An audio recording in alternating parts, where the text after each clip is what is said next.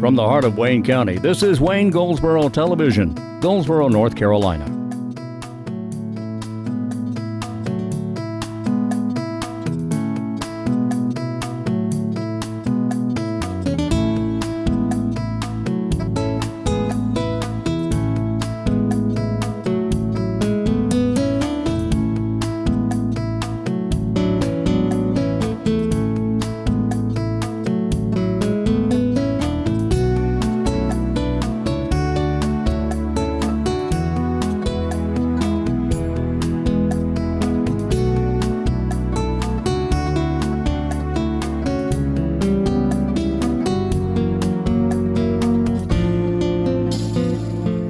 Today's the 13th of September, 2016, and this is Wayne Goldsboro Television. I'm Wayne Alley. And I'm Pat Garner. And where are we? At the courthouse. At the Wayne County Courthouse. We're at the Wayne County Courthouse. This is where our office is, as a matter of fact, up there on the 4th floor of the Wayne County Courthouse in Wayne County, North Carolina. Thank you for being with us. This is Wayne Goldsboro Television, and the show airs every morning at 7 a.m. It repeats at noon, then again at 5:30 p.m. Hope you had a great day yesterday for your Monday, and today the number 2 day of the week, and here we go. What's going on? What's going on, Oh, Wayne? I ask you first. Well, we know the Wayne Regional Fair's coming up. Man, is it ever. It is coming up fast, quickly, and all that. It'll be here the end of this month. I forget the exact date it starts. The 29th. That's what I meant to say. The 29th. It'll start on the 29th at the Wayne Regional Agricultural Fairgrounds. Proudly owned and operated by the Wayne County Livestock Development Association. You know, a lot of people think Wayne County government runs that fairground. No, we don't have anything to do with it. It's the Wayne County Livestock Development Association. Mighty fine people out there. Eddie Pitzer heads up the fairgrounds and doing a great job out there. We have one of the finest in the state. I was telling someone the other day, people come from all over North Carolina just to see what they're doing at Wayne County, because we're always winning giant awards for the work that they're doing out there, for safety, for cleanliness, and it's just so many other areas. In fact, even the catalog that Eddie sends out every year for the Wayne Regional Agricultural Fair is an award winner. So the thing to do is make plans to go. It's 10 days of fun, lots of contests, lots of things going on at the Wayne Regional Agricultural Fair. You know, and last year they set a record for that one day because it rained a lot. But then when the rain stopped, everybody went. That's right. They did. Anyway, I hope you can go. Goldsboro Police Department having a big old job fair. That's coming up soon. It's this Wednesday, day after tomorrow. No, that's tomorrow. Tomorrow, the 14th. Tomorrow's Wednesday. Starts at 10 in two segments. Starts at 10, goes to 1. And then the second segment will be from 6 p.m. until 8 p.m. And this is going to be held at the Goldsboro Event Center on South Slocum Street. Goldsboro Event Center used to be the Goldsboro Country Club. Goldsboro Event Center on South Slocum Street. Now they're looking for police officer trainees, and they're looking for police officers. So if you're unable to attend, you can still apply online by going to goldsboronc.gov, goldsboronc.gov. And if you can answer the call, they sure would love to talk to you there at the Goldsboro Event Center tomorrow morning at 10 o'clock or tomorrow evening at 6 p.m. All right? All right? All right. All right. Let's see now. Today is the 12th. 13th, I meant to say. And tonight at 7 o'clock, American Legion Brian Best Post 215 will be meeting at 7 o'clock at 212 East Mulberry Street. That's the DAV office at 212 East Mulberry Street. The American Legion Brian Best Post 215. Also tonight, the VFW meeting. The VFW USA Mount Olive Post 9955 will have their meeting beginning at 6:30, and that's at their post at 1010 North Church Street in Mount Olive. Also, the Goldsboro Post, Veterans of Foreign Wars VFW USA Post 2615, meeting tonight at 6 o'clock at the American Legion hut. That's on Highway 117 South. And that's immediately south of the Wayne Regional Agricultural Fairgrounds, right? Yes. All right. Catfish. You like to fish. Catfish? The Big Cat Kids Catfishing Tournament. You like to fish? I do. Right? And you're a kid. Yeah. Yeah, right. Anyway, this is a free event. And we want to say good morning, Mr. Curtis. How are you doing? Yes, sir. Big catfish tournament, kids catfishing tournament coming up Saturday, September 24th, Goldsboro Municipal Golf Course from 9 until 11. And this is for ages 5 to 15. Oh, you're out. You just missed it too. Yeah. Anyway, you can register at Easy Bait and Tackle on Tickle. Goldsboro Bait and Tickle on Highway 117 South. Yeah, go see Gary Bevel and tell him you want to register for this. Register your 5 to 15-year-old for this Big Cat Kids Catfishing Tournament. Or you can also go to GoldsboroParksandRec.com and register as well. Or you can call them at 919-739-7480 or go by Goldsboro Bait and Tickle. Good. Okay. What else we got here? Oh, I'll tell you what let's do. What we're going to do, Wayne? Let's go to the next segment. Can we do that? Yeah. We're going to go to the next segment. We'll be back on Wayne Goldsboro Television.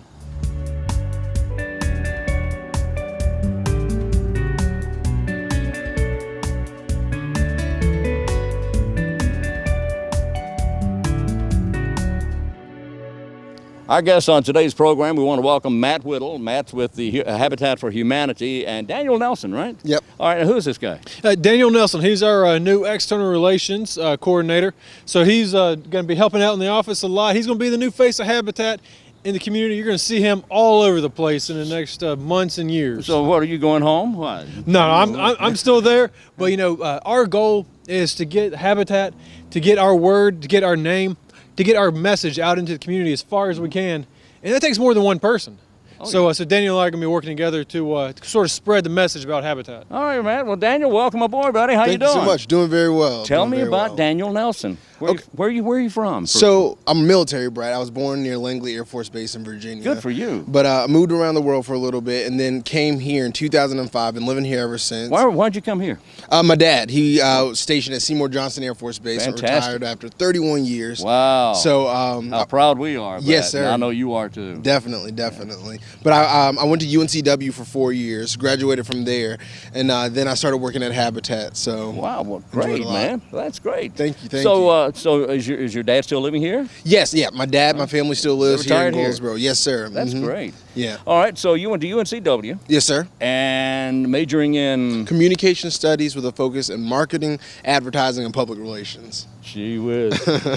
Yeah, that's good. That's good, Yeah. man. That's great. Thank you. So what do you see as the challenges with Habitat that you face? What are you up against here? Basically, I feel like our number one challenge is, like Matt said, getting our message out to Goldsboro. That's the thing that we need to have an audience that's always hearing a constant, steady stream of who we are, what we do, and how they can help. And so those are the things that I focus on, whether it's social media or coming up with print work or videos or anything like that. Just having a steady stream of content in which we are giving our message to the community. All right, Matthew, did Jimmy Carter really start Habitat for Humanity? No. A lot of people think that, I but know no. he's not. President Carter didn't start it, but man, he has been one of the biggest advocates of Habitat Big that we supporter. could possibly ask for, and he's done some amazing work, and so we appreciate that. Of course, I haven't had a chance to meet him yet, though. Oh, you haven't met him yet? I know everybody asks me that. All right. I haven't had a chance to meet him. Get Jimmy on the phone. I tell you what, we Get should. Jimmy on the phone right now. Yeah. Okay. Well, never mind that. So anyway, back to you. Yes, sir. Back to you. So how long have you been aboard now? For just a little over a month now, and I'm loving every single day of it. Learning a lot. I feel like I've transitioned well. I had a lot of, the staff was great. The person who was here before me, they were great, and they helped me through the transition, just made it as simple as possible. Oh, that's seamless. nice to be able to walk in like that. Yes, sir, definitely. So is your office is not in the Restore, but you will be working at the Restore some, will you not? Yes, sir. So I help out with both the Restore but I'm over at 131 East Walnut Street at our administrative office. Yes, sir. That is great. Well, Matthew, what's on the agenda? What's coming up? I know how many houses do we have planned, or what do we have going on? Right, so now? we've got 3 houses underway right now. We have a house on National Avenue that's just about done. The house that the women helped on for 3 the women houses? build. Yes, sir. I just caught that. You got 3 houses. We got going 3 up now? houses going on right Wow. now, which is pretty unusual. Usually we try to stick with 1 or 2 houses, but we're trying to get a lot done this year. Yeah. So we're wrapping up one. National Drive, we're wrapping up. We're in the middle of Weaver Drive. That's the women build. National Drive is the National women Drive build. is the women build. Weaver Drive, we're in the middle of. And we have one in LaGrange. that we are just getting started on. Oh, that's so great. so a lot going on right now. So if folks want to come out and help out, volunteer, we definitely could use the help. Daniel, why would people want to volunteer to help? Why is that? There's a lot of different reasons why you would want to volunteer to help. First off, Habitat is all about establishing strength, stability, and self-reliance, and that's a great gift that you can give to someone else, and volunteering costs you absolutely nothing. So that's something that you can help do with, by partnering with one of our homeowners and helping them to finish their home. That's a great gift to give to someone else. And also, if you're a student, that's a great way to get some volunteer hours, some some community service hours in.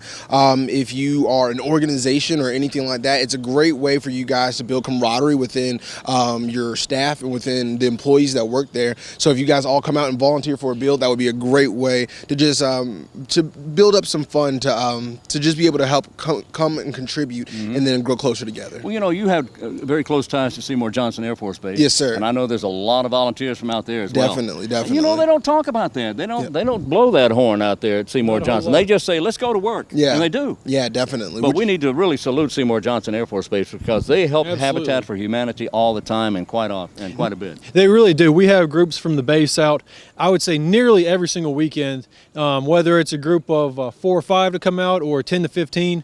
We have groups just about every weekend from the base. And really, we couldn't build these houses as fast and as well as we do without that support from the base. So we are very appreciative of that. Well, that is just great. So now tell me about the house being built. How do you select the families? What qualifies a family for a Habitat house? Okay, so there's several factors that go in.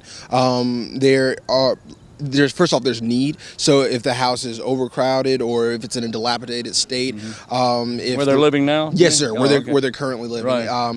If their house is if the rent's like extremely high or anything like that, that will qualify as need. Then there's income qualification that you have to make. So based on the amount of people that are going to be living in the house, how much money do you make? We look at all your forms of certifiable income, and then in addition to that, we also look at your credit history, just to make sure that you'll be able to pay for the house once we get you into it. So those are the main factors that we look at. So it may be that they just don't have the income to go through the conventional means of purchasing a home. Yes, sir. And this way, there's a lot of advantages to going through Habitat. Definitely. But they have to have good credit. Yes, sir. Or they have to have acceptable credit. Yes, sir. They have to have an income and a sir. job, just as anybody would. Definitely. But you just give them certain perks to Yes, sir. and help them find a home to live in, right? Right, and help them build that home, because like we always say, Habitat's not a giveaway program. Oh, no. It's always important to remember that these folks,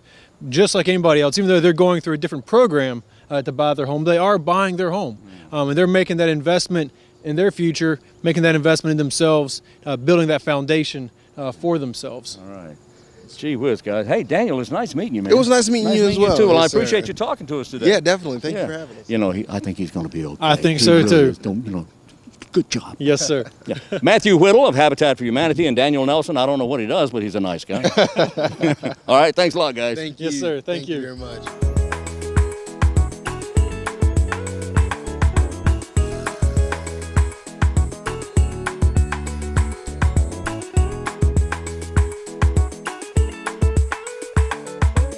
This is Wayne Goldsboro Television on a Tuesday. Thank you for being with us. Today is the what's today? 13th. That's what I meant to say. 13th of September, and we appreciate you being with us. We talked about the big kids catfishing thing going on here. We also want to mention to you about Wayne Community College is going to hold a part-time job and volunteer fair. Okay, 30 businesses and nonprofit organizations will be participating in Wayne Community College's first part-time and volunteer job fair this Wednesday, tomorrow. Coming up tomorrow at the Wayne Learning Center in the atrium. That's the main building with the flagpoles out front. Now, it's for those who, quote, need a good part-time job or want to gain experience by volunteering for a nonprofit organization. This is a good thing now. If you want to know more about this, you can call Elvira Johnson, and she is at 919-739-7005, or go to edjohnson@waynecc.edu. Anyway, this is all tomorrow. You don't have to, it's too late to call. Just go. Just go and find out, ask questions, and talk to those 30 different businesses and nonprofits out there at Wayne Community College tomorrow. Okay? That's a good thing. It is. Today's the 13th, all right. Let's see, what makes today special? What is special, Wayne? About today? Yeah. I'm glad you asked. Today is special because it is Kids Take Over the Kitchen Day. I tried that once. Boy, I got a spanking. Anyway, it's also International Chocolate Day. You know, chocolate's my middle name. Did you know that? Sure. Sure, Wayne Alley. Wayne Chocolate Alley. It's also National Peanut Day. Peanuts and chocolate. Peanuts and chocolate. Isn't that a Reese's? No, it's peanut butter. Okay, anyway. Let's see what we have here. It's got peanuts in it. Yeah, it's got peanuts in it. Anyway, today is no, it's just plain old Scooby-Doo Day. Now, I don't know if that's reference to the cartoon character Scooby-Doo or whether it's reference to Frank Sinatra. You know, Scooby-Dooby-Doo. Which was at the end of the song Strangers in the Night when he sang Scooby-Dooby-Doo, which is actually where Scooby-Doo got his name. The creators of Scooby-Doo, the cartoon character, called him Scooby-Doo because of the song. Little trivial information there.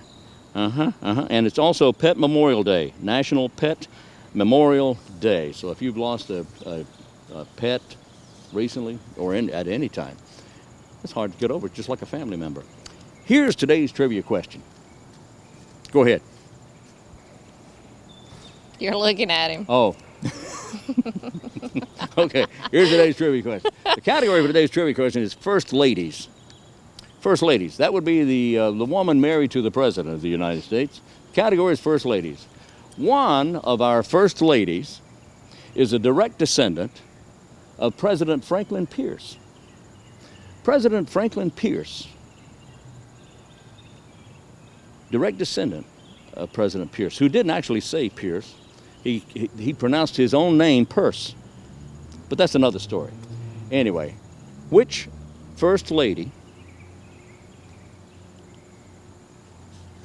which recent First Lady is a direct descendant of President Franklin Pierce? We'll have the answer for that trivia question coming up in the next segment of the program, okay? Okay. Okay. Okay? Okay. We'll go to our next segment on Wayne Goldsboro Television. We'll be right back.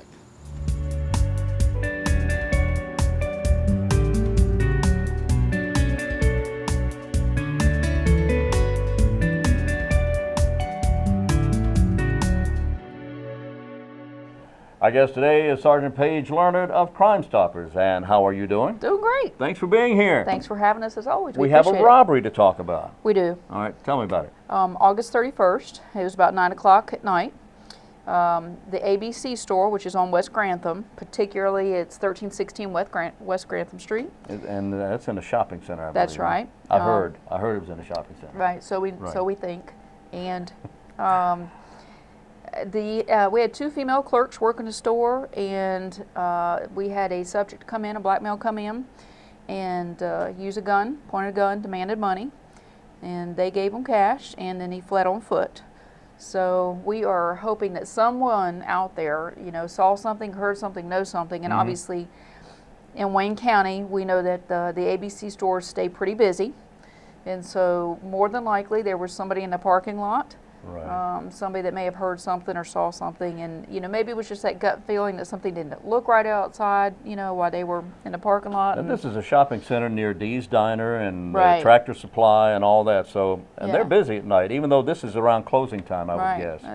It's a busy time, and in particular, I can tell you, we are looking for a black male that's about 5'10", slim build, and he was armed with a handgun. So we want to know anything you heard. Or saw, or any of that last piece of the puzzle that maybe they have that we need. So that would be no matter how big or how small That's information that they think it may be. That's right. Every little bit of information they can put together and make the arrest. And if it is an arrest, this is a felony, an armed robbery. Exactly right. And, we just don't need these people out on the streets. No, we don't. So we need the public to come together as always. Help us solve this crime, get this person off the street. The way I look at it, it could have been their mother, their sister, and they're working. That's right. Could have been a brother. I mean, it was just happened to be two female clerks this particular time, but you know, What this was the could be date your on this family again? member. August 31st. August 31st. All right. August 31st at 9 o'clock at night in the shopping center there with Dee's Diner and the Tractor Supply. They robbed an ABC store at 9 o'clock at night. And anyone with information about this crime can call Crime Stoppers, and your number is? 735-2255. Or? They can text 222-4230. 222-4230, and you can see that running All right. across the bottom of the screen right there. Or there's a third way. There's the third way. There's the third way. Oh, you're talking about that other thing that I can never remember. That other thing. What is that other thing? It's Tipsoft. Tipsoft. Everybody can get on the Goldsboro Police Department Facebook page. So you don't have to be a friend. Okay. You just go to the side screen. You'll see an icon that just says, you know, submit a tip. Mm-hmm. And they click on that, and it's encrypted. So just like our phone, we can't see who's calling. That email is encrypted, goes to a server, and the tip. They can do everything online. They just click Wayne County. Mm-hmm. They can type anything. They can put a picture to it. It's all encrypted, so we still don't know their email address or their IP address. It's non-traceable, and it's very simple. So anybody can get online and do it anywhere. So once somebody calls and you can't trace who they are, you have no identification Right. of who they may be, they call or they text or they use Tipsoft. Right. You still have no way of knowing who they are. Right. Well, how do they get back? Do they call you back? Or? Yeah, what we do is we just have them contact us back. If they use that new tip software online, they are assigned a number, so they can say I'm number X, Y, and Z. Okay. So it's automatically assigned to them. When they call me and they talk to me, we'll set up a code name or a code number. I tell them they've got to call back because I can't call them. Obviously, I would have to have their number and Right. it would be identifiable. So I tell them to kind of call back, randomly check in, see if we've made an arrest off their information. But you know, sometimes they're out there watching us make the arrest, so they'll call me very quickly, you know, after the fact, because they're ready to Right. get paid that cash Right. that they know I'll pay. So, real simple process. Okay. 919-735-2255 or text at 919-222-4230 or Tipsoft on the Goldsboro Police Department Facebook page. It's on the side of the page. It says tips, Right? right side? Submit a tip. Oh, right, correct. It was on the left. I think we've moved it to the right, but It's it's a on very the it's an side. icon right by itself. Okay. If they don't want to get on Facebook, a lot of people think you have to be a friend. All they have to do is type in submit a tip on the internet, and it brings you right to the same site, and they just punch in Wayne County and they go from there. Excellent. Goldsboro-Wayne County Crime Stoppers Coordinator Sergeant Paige Learnard. Thank you. Thank you for having us. All right.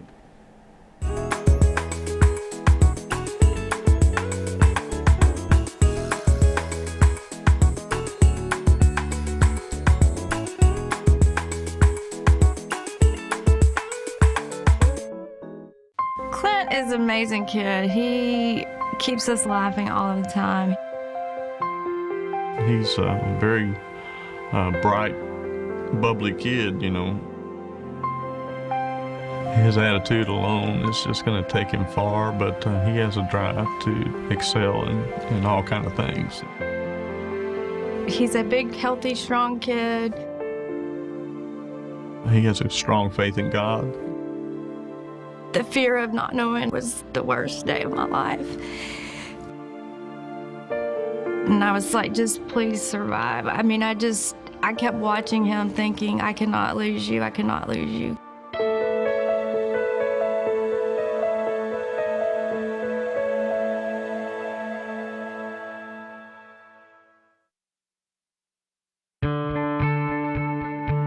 We're a big water sports family.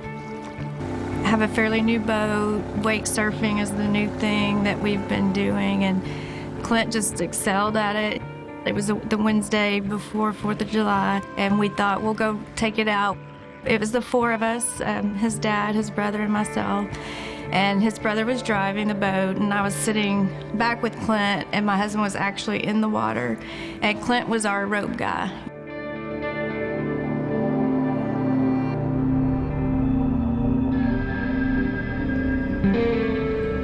I looked up and saw the boat was turning, and I heard Julie scream.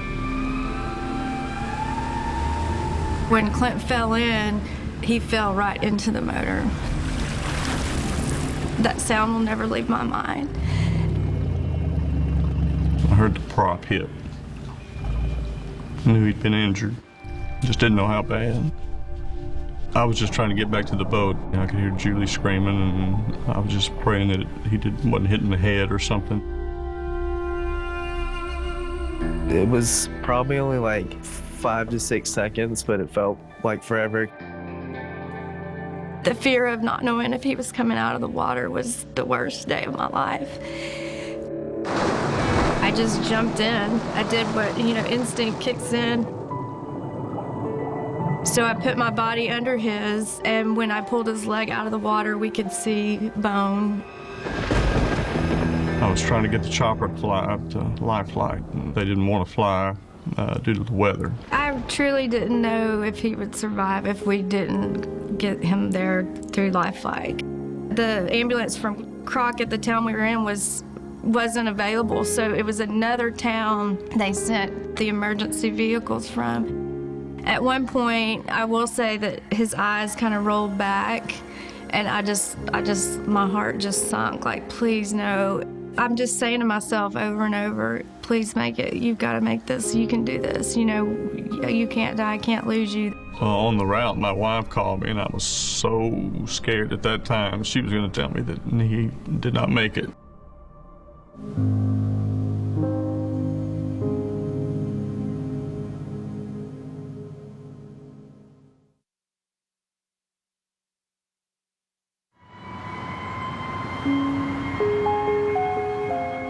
A lot of things lined up that day that he saved his life. The surgeon that did the surgery happened to be there. Usually he doesn't work around the holidays. He came and told me that, he's gonna lose his leg. And at that point I was like, whatever, just save his life. That's all I care about. If life flight would have flown, they don't carry blood. He wouldn't have made it on that trip. The ambulance driver came back to visit, and he said, God has a purpose for you, because the time we got the call, got you loaded, got you to the hospital, just doesn't happen. It was like cut in half. Like I said, everything lined up right, and he's alive, and it's a miracle, no doubt.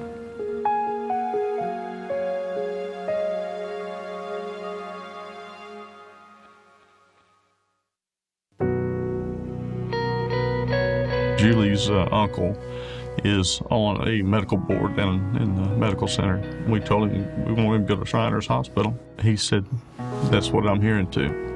Everybody said that's the place he needs to be. My first time going to Shriners Hospital for Children, I didn't know what to think. When we had got there, I was like, whoa, this place is awesome. And I had gotten there and I was in the waiting room, and this is the thing that really changed me. And I saw this little girl, and she was being held by her dad for a reason, because her knee was on the opposite side of her leg. Her foot was like completely turned. A girl that would never walk properly, has never been able to walk properly ever in her life, and I saw her smiling, and I saw her laughing like it was the best time of her life. And I saw that, I was like, this place is amazing. I just felt like there's nowhere else I would want him to go through this experience. And you just felt at home, this is where we need to be. When I got home, I was in the wheelchair at the time, and my family had all been there. And I was like, okay, this is gonna be a journey, guys. This really is. I'm gonna have to learn how to do everything. And I was like, I'm gonna walk again.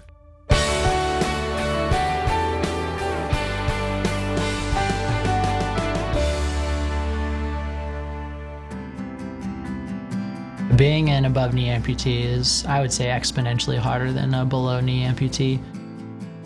Without having control of your anatomical knee, all the support and motion that you have comes from your core and your hips. He's gone through a lot of therapy and worked really hard here at Shriners Hospital to regain the strength after his injury to be a really proficient user. Clint always expressed a positive attitude. There was a determination that was quite evident from day one. It's the power of positive thinking, and he's got it. From the day one, wanted to be able to run and get back to wakeboarding. I don't know that he's ever had a bad day. He's always coming down to the gym, ready to go, work hard.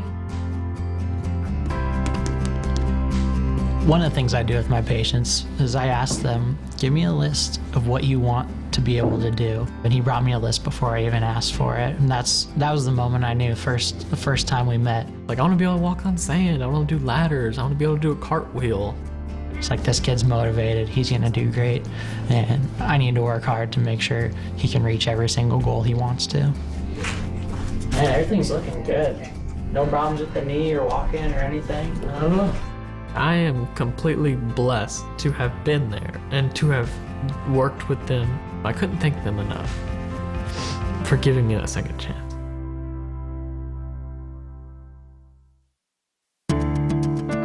I want to do a bike marathon. I want to inspire others, if I can, just to know that, to appreciate what they have. I appreciate everything in my life because I know how fantastic it is. I have it good.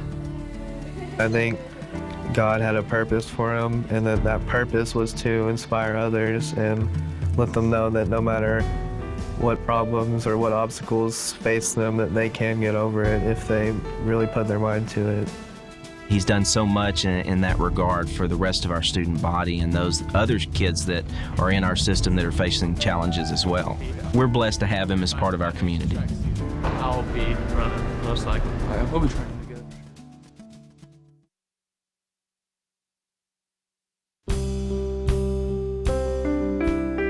Even walking around the hospital, having people with any other type of disability seeing him thriving, he can act as a role model to them. And I really expect as he practices with his leg more, becomes more mature and works more with understanding his situation, I think he'll become a great role model for amputees and even other people with disabilities. It was just truly amazing. I just wanted to thank them. I couldn't thank them enough. He said, Mom, he said, sometimes I think my life is better since I lost my leg because so many good things have happened to me. And Shriners is part of that. Shriners Hospitals for Children is part of that, and he knows that. He has a strong faith in God. I think that he knows that he could easily die that day. And like I said, everything lined up right, and he's alive. It was definitely some divine intervention. It's the climb I'm taking to be who I was and be even better than I was. Because without them, I wouldn't be where I am. I wouldn't have the things I have. I wouldn't have the confidence that I have.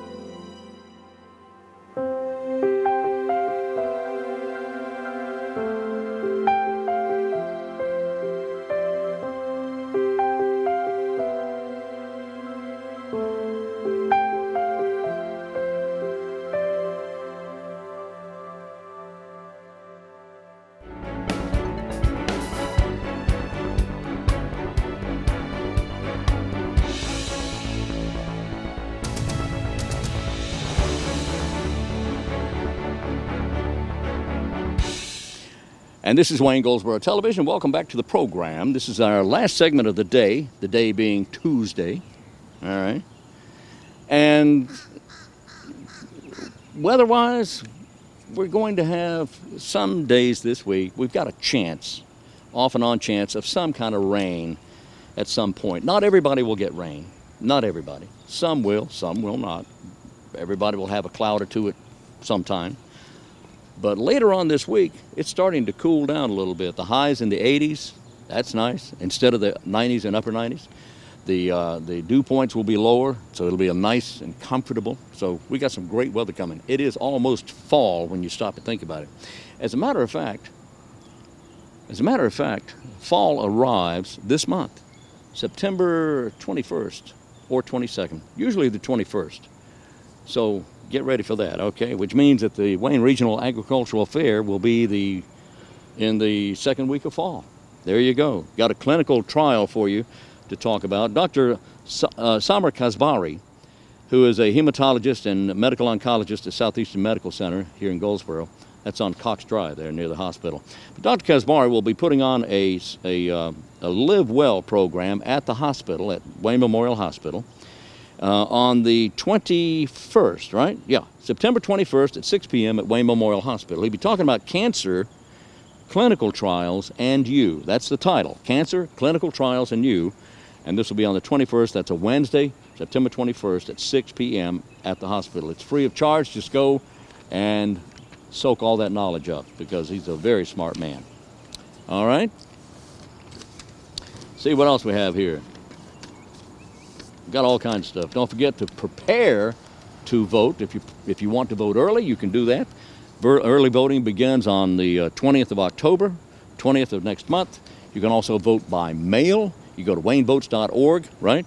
Is Yes. it .org? Com. waynevotes.com and get information about how to vote by mail. And you can actually download your ballot right there offline, fill it out, and mail it in. That's right. You don't even have to go out of the house. It's that easy, okay? Vote by mail. They verify everything, too, and that vote does count.